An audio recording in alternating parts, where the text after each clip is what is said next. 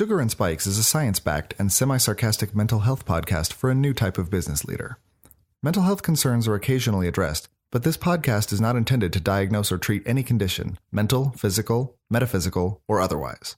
That's a job for your doctor or therapist, not a podcast. Now that we've got that out of the way, let's get on with the show.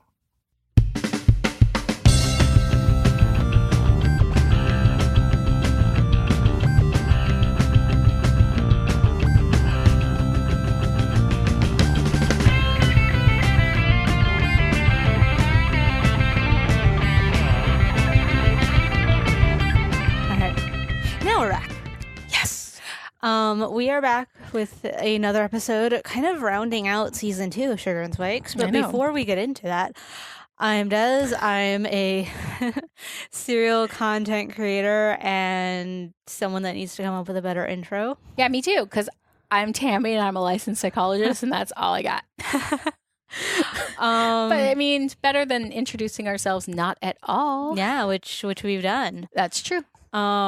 So yeah, I briefly mentioned it. We are finishing out season 2.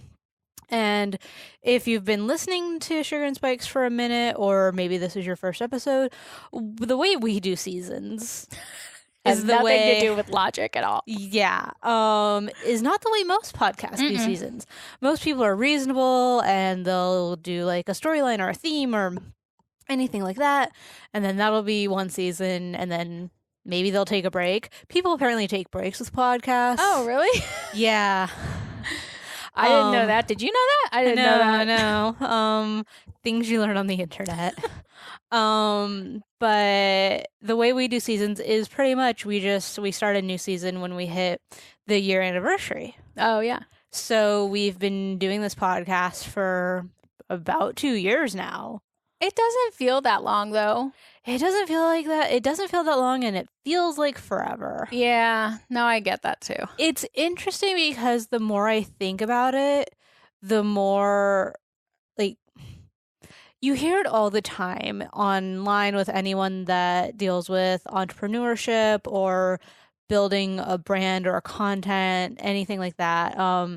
The idea that, like, you have to do something for a few years to really kind of have it be noticed or to even find your footing. Mm-hmm. And we talk about that a bit, where I'm constantly telling people, like, don't put yourself in a box because it's going to change.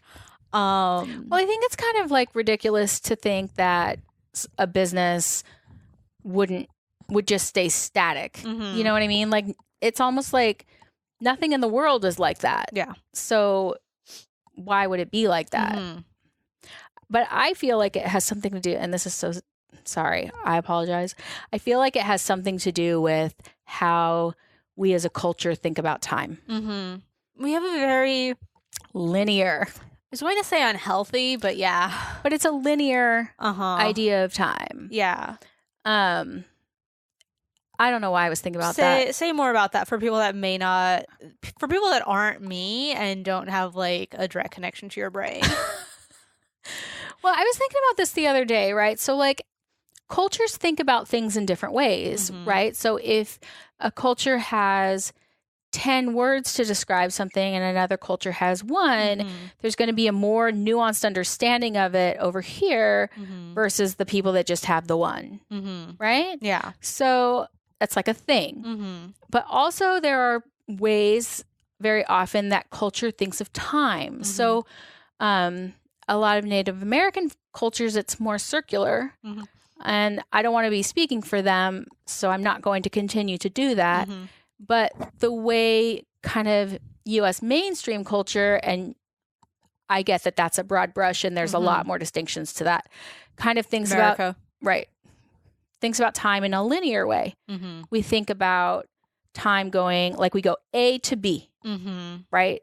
If we're changing, we're moving forward in a straight line to where we want to get to.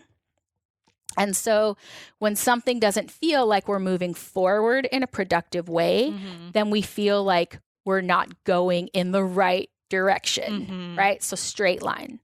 And so I think a lot of times with change, there's this expectation that, okay, I'm just going to go from here to my goal in a really linear, simple fashion. Mm-hmm.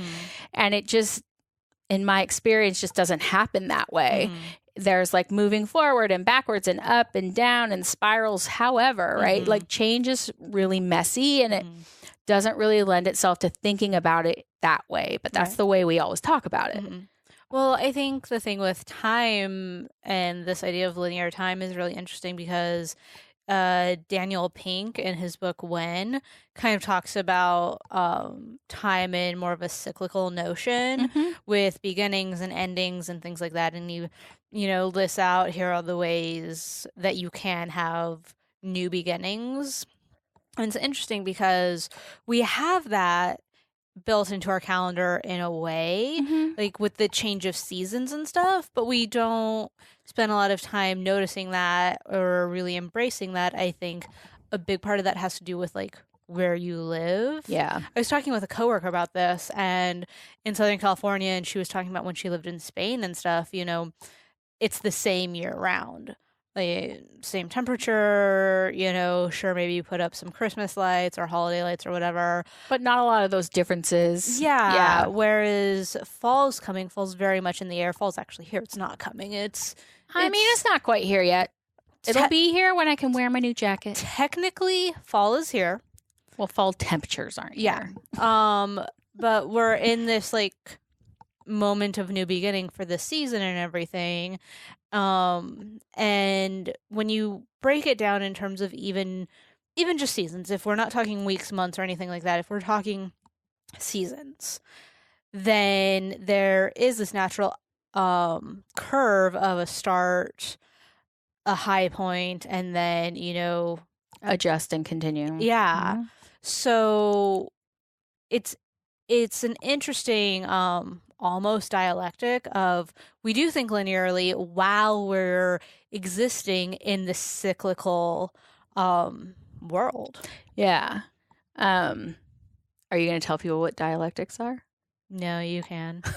You said it. You should tell them. I did, but okay, I'll tell them. Yeah. So for those that don't know, dialectics are two things that seem opposed and can be true at the same time. So I can want to record a podcast and not want to record a podcast at the same time. Yeah. You see this with exercise. I want to exercise and I really don't want to. I think what's really interesting with the I want to do X and I don't want to do X is, and I'm just thinking about it right now, but it makes me think of when a tire is spinning so fast on the street and it starts to burn and like it starts to smell and stuff. Yeah. Like you're butting up against yourself and creating sort of like unnecessary friction. Not even unnecessary, but there's this creation of friction. Yeah. That you find within yourself. Some may propose it as resistance. Maybe. Just maybe. It's hard because, you know, 2 years in, getting ready to start season 3, getting ready to go into the 3rd year, like Tammy and I know that the podcast is something we love. If we didn't enjoy doing it, we wouldn't do it. Yeah. And I put this online the other day, like, also at its core, like, this is stuff we talk about anyway. So yeah, it's true. You know, but if we didn't believe in the message and stuff, we wouldn't do it. And getting us to sit down and record is like pulling teeth sometimes between the two of us. Sometimes it really is. Yeah. And that's okay. So I think sometimes, I find this very often. We have this idea that we should feel one way about something, like, let's say, like a breakup with a partner. There's sadness and there's hurt very often, not all the time, but then there's other things in there too. And I think very often people kind of like block themselves in with the idea that they have to feel this one way. So I feel devastated.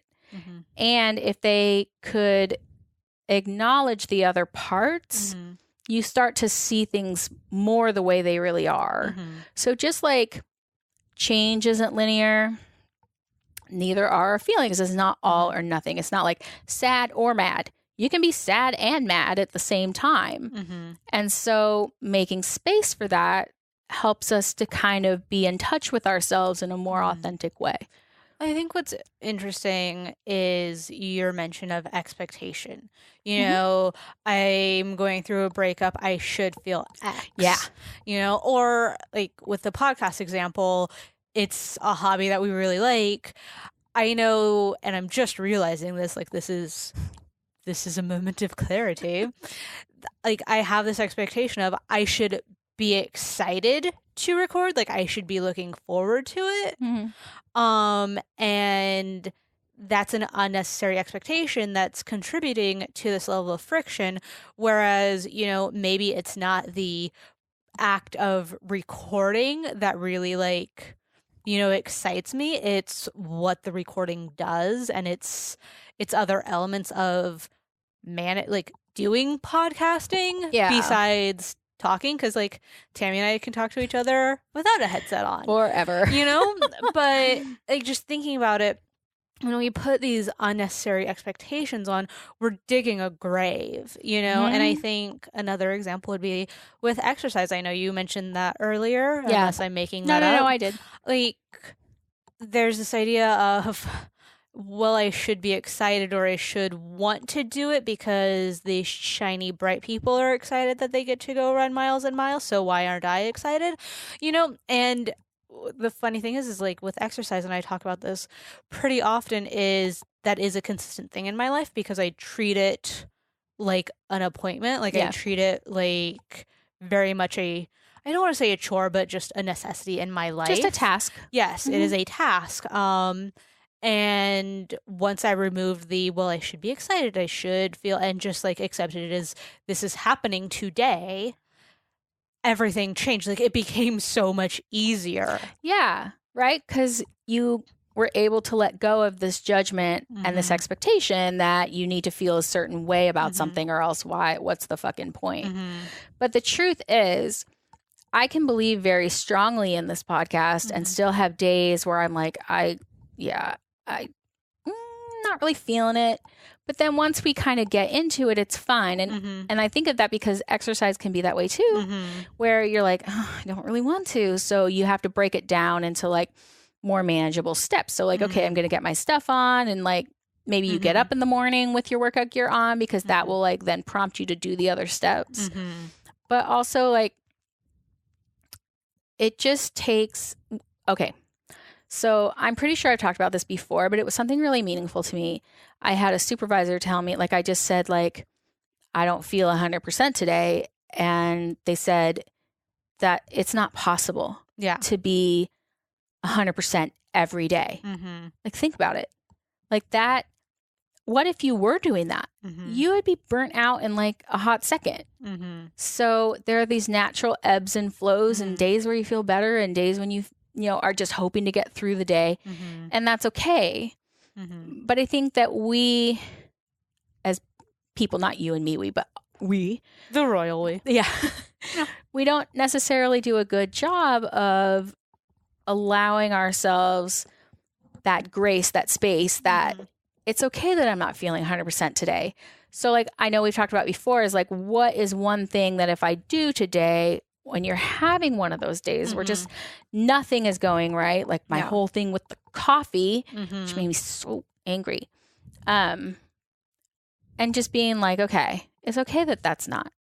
So what can I do to make today feel like a win in some small way? Well, I think on top of that, this idea of things having natural ebbs and flows and stuff like that and being in their own unique cycles, I think that lends itself to this idea of, multi-passionate and like diverse sets of interests and diverse skills, like having a diversified wardrobe, because when I wake up and I see this, like I work from home and I still go through this where, there are days where I wake up and I want to look like super cute and stuff and then do that. And then other days where I'm like, it's jeans and a t-shirt. And then other days where I have to like actively talk myself into wearing something other than sweatpants. And I'm still wearing clothes. I'm still doing things. Yeah. Because I have these diverse like options. And I think in terms of creativity and content creators, because so much of our society is moving into this idea of content creation. Like I was on TikTok and there's this orthodontist that's doing TikTok. Like it's very much going beyond a trend into, you know, if you're not making things, you're probably going to be left behind at some point with content. And, you know, even maybe you're not a content creator, maybe you're working a full-time job and have a family and want to read a book and just, you know, like have these, there are multiple parts of who I am as a human. Yeah. That's okay, because maybe Monday you wake up and you know, like, it's going to be quiet at the house and work's going to be slow. I'm going to set aside a couple of hours to read. Whereas like Tuesday, things are so busy, can't really do it. I'll read for like 10 minutes.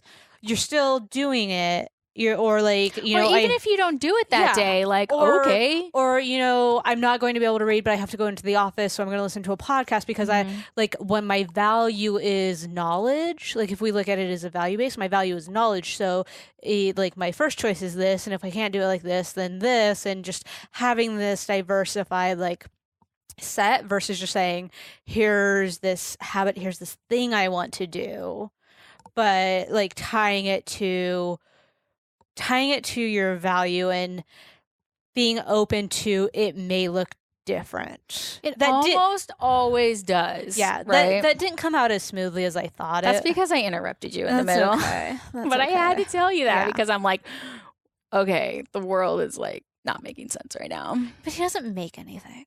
That's true. Yeah. Well, that's true. But I was thinking the other day, and I feel like this would be good for our audience, but you can tell me. So my life has been dedicated to psychology for a very long time. And I was in grad school for a very long time. And my focus was going down that road and kind of keeping everything else hopefully going okay, but kind of just like determined to get through this. And so I just kept going. And I felt like I didn't have any time in my life for other things. And so I went out of town and I was sitting in the Dallas airport and I was thinking like, you know, it actually crossed my mind that I would like to read a book, like actually read one. Not a textbook, because I'm kind of over that, but like a book. And it was finally starting to feel like I had moved on or moved forward, however you want to say it, because not on, but forward. And being able to let other things into my life again, rather than saying, it's this one thing, I have to do this one thing. And when I'm done doing that thing, then I'll think about everything else. So can I challenge you on that? Yes. I think there's still this level of expectation for what interests are, because even as you were committed to psychology, like during that time, I know for a fact that there were days when you just like, I don't want to say just, but like when you took days off and watched TV like Buffy or, you know, binged Project Runway, like yes, interest. Hold on, I'm not done. Or made space to come over and play D&D and found pockets of other things that allowed you to be some sort of semblance of a human. Yeah. I mean, obviously it's not just the one thing. Yeah. Right. But I felt like sometimes when I did take time off, it was because I was kind of in crisis and I was like, I can't do one more thing for one more second. So yeah, I'm going to lay in bed today and do this. But it wasn't proactive. It was very reactive, right? Yeah. Like, I need a break. I'm coming over. We're just going to hang out. I'm not going to work on my dissertation. I'm not going to work on things for school. I'm just going to hang out with you. But again, it just stops the bleeding. But it isn't actually like growth in those areas. Does that make sense? Yeah. No, I get that. I don't know what my point was with that challenging. Well, I know. I think I know what it was, because like it's not all or nothing, right? So there were times in there where I wasn't just doing psychology, but very much if you look at my life for the last 5 years, longer than that, for whatever, it's longer than that. A majority of my time. And even when I was doing those things, I was like, oh my God, I need to be studying. I need to be doing this. I need to be doing that. So that was in the back of my head. But I was still taking those times to do things. You're right. It wasn't just like in a textbook all the time. I think my point was, I think you made you brought clarity to it in this idea of like reactive versus proactive. You know, even if you feel like you don't have any option but to be solely focused on building a business, doing work, going to school, raising 5 kids, like even if you feel like this is it, this is my life now, it's not going to be, because your humanity is going to come out one way or another. Yeah, it's going to challenge you and say like, hey, this other piece, I'm still here.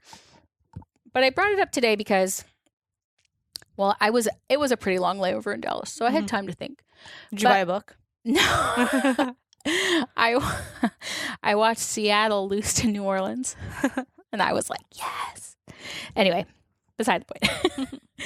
But I did something else, right? I didn't have I wasn't doing work. And I think that people who listen to us can probably relate to that, right? Because they're strongly committed to their business. They're it's what they want. It's what they want to do, and they have a passion for it. And sometimes it feels like it's consumed us. And so we take space only when something's become like a dire emergency. Like I cannot get out of bed one more day.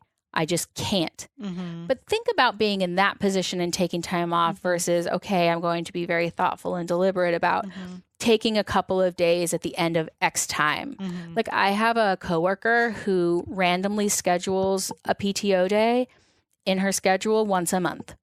And I'm like, oh, that's really smart. You know what I mean? Like she just a random day that she's just like, I need this. And she plans it in there. And like, I think that's really creative.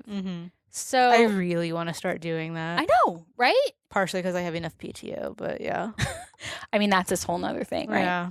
But like, think about that. Like, that's really, really genius. I mean, it's really like, it's navigating putting yourself first. Yeah. Which is hard for people to do. Right? Yeah.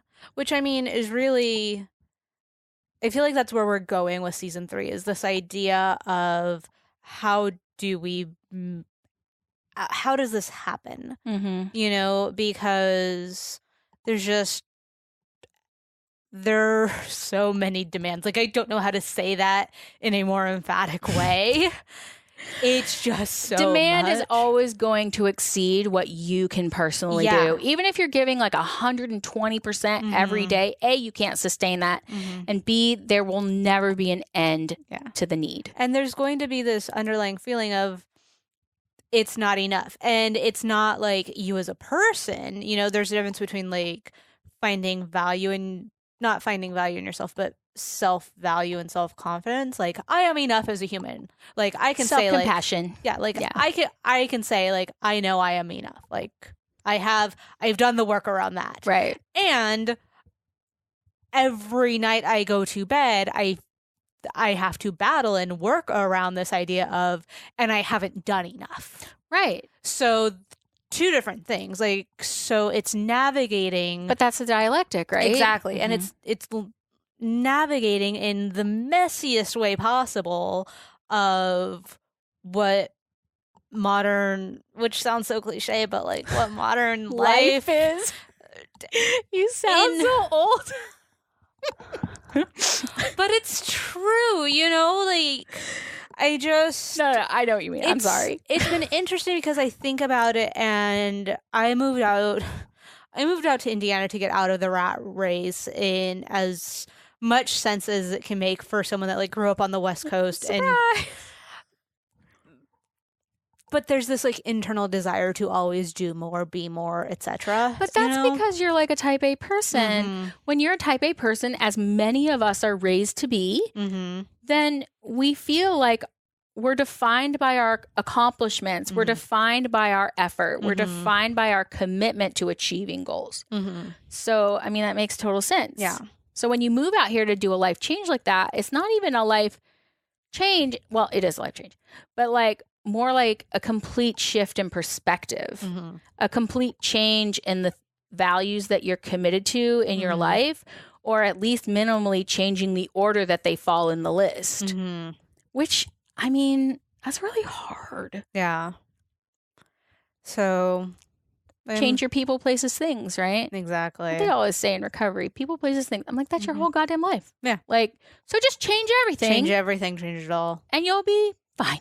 Well, like, and manage all of that. Like, even just like people, places, things. Like, okay, so for someone that's not actively in recovery, I have to manage day to day my relationships. So people, places, we like moved here work and stuff. You have to travel. But I'm thinking like day to day, yeah. So places, yeah, traveling's fun. And then things like taking care of everything else, like just laying it out like that. There's so much, and then wanting to do more. Yeah, it's crazy. Yeah. Like if you really break it down, I think a lot of times we think of something as one thing when it's really many different things. So you see this a lot when you're trying to teach kids things and you think, oh, you tell them, go clean your room. And you think, oh, that's really easy. But that's not really. No. That means you have to like go up there. Well, my kids' rooms are upstairs. So you have to go there, up there, and you have to be able to prioritize what needs to be done first. And then you have to like be able to organize where everything goes. You have to be able to like physically lift certain things, right? There's just a lot of pieces. And so we think of that as one big thing. And so I think that sometimes is why like when it says do 110%, like that's not really possible because this big thing is really many little different things. So like what I was thinking, okay, I'm going back in time because when we think about, and then I lost my train of thought saying that. So I have a direction to go. Okay, you go. Like the whole kids' rooms things, like it brings me back to how we opened the episode, kind of talking about the overwhelm and not wanting to do a podcast, not feeling into recording. Yeah. And aside from the expectation piece, which we did address earlier, you just talking about the room piece reminds me like there is also this underlying sense of overwhelm of, oh, we have to record the podcast. I know. I'm like, really? Do we have to today? Which is kind of deciding a topic. Going it's coming to the in room, here. Yep. Hooking stuff up. Getting the headphones on, setting up the video because you always need backups. You're so lucky that I'm like saying okay to that. You always need backups. And then in my mind, my world is have to do the podcast, and then maybe I'm not consciously thinking about it, but then it's like, and then I have to get it up. There have to hand it off for editing, have to come up with a title, have to do X, Y, and Z. Right. So we have to record a podcast feels much bigger than the act of talking into headphones, because by the time we're talking into headphones, we've done probably 4 or 5 steps. Right. You know? And the talking into the headphones never seems as bad once you kind of get going. Exactly. Right? Because it's not really that piece at all. It's everything it kind of represents, right? So we've talked about this like with, oh, diplomas are just pieces of paper. And I'm like, well, no, that piece of paper represents all these years of work, all the sacrifice. All the other papers. All the other papers you had to write. All the hard work, all the this, all the that. So, like, we like to think of the thing as just the thing. Whether it's paper, whether it's recording a podcast, whether it's cleaning your room. A thing is just a thing, but it's really not, you know? Well, I was talking with Noelle, and she did an article for Power to Fly a few weeks ago, and we were talking, and she wanted tips on like mindfulness and handling overwhelm at work and everything. And I was talking with her, and I told her, when things get super overwhelming, which they tend to do since I live and breathe startup land, Right. is what do I have to do now? Like right now I'm working on a LinkedIn ad campaign, like full strategy from research to hitting live. And within there's breaking down targets. There's creative. There's all the things, copy. right? There's everything. What's interesting is on my to-do list, it's been one line, and it's been one line for weeks, and it's like I'm very much behind on this. And just this week, I did what I told Noelle. I was like, what I do is I ask myself, what is necessary right now, like in this moment, to get to the goal. Yeah. So with this LinkedIn stuff, I started finally breaking it down into, okay, well, first I need to have these categories, and then let's do this, and then I'll breaking it down into manageable pieces. And then, hey, I've actually started to make progress on it. Well, and also you can check off some of those, which actually makes you feel like you're doing something. You're doing something effective, right? If it's just a one line on your to-do list, but you can never check it off, like that doesn't feel good. Yeah. That doesn't like visually represent to you that you're being effective in your job, and you are effective in your job. So it probably feels pretty shitty to just keep looking at that line like over and over and over and be like, well, I'm not fucking getting anywhere. Yeah. And so like breaking it down like that also has the result in making you feel like you're accomplishing things, which helps feed your energy and passion for what you do. I mean, we've done it a couple times, maybe not as explicitly with the podcast, but I know like when we used to record in my office, or when we do record in my office, it was okay, we have to go upstairs. Let's just go upstairs and see what happens. Yeah. Let's go sit on the couch and talk and see what we do. Yeah. Like we've done that, but I think like, I'll be honest in terms of me managing my time and myself and stuff. Like I do very much hold my hand and give myself as much praise as possible with doing damn near anything. Yeah. Like, I got up and brushed my teeth today. All right, what's next? You need like pom-poms.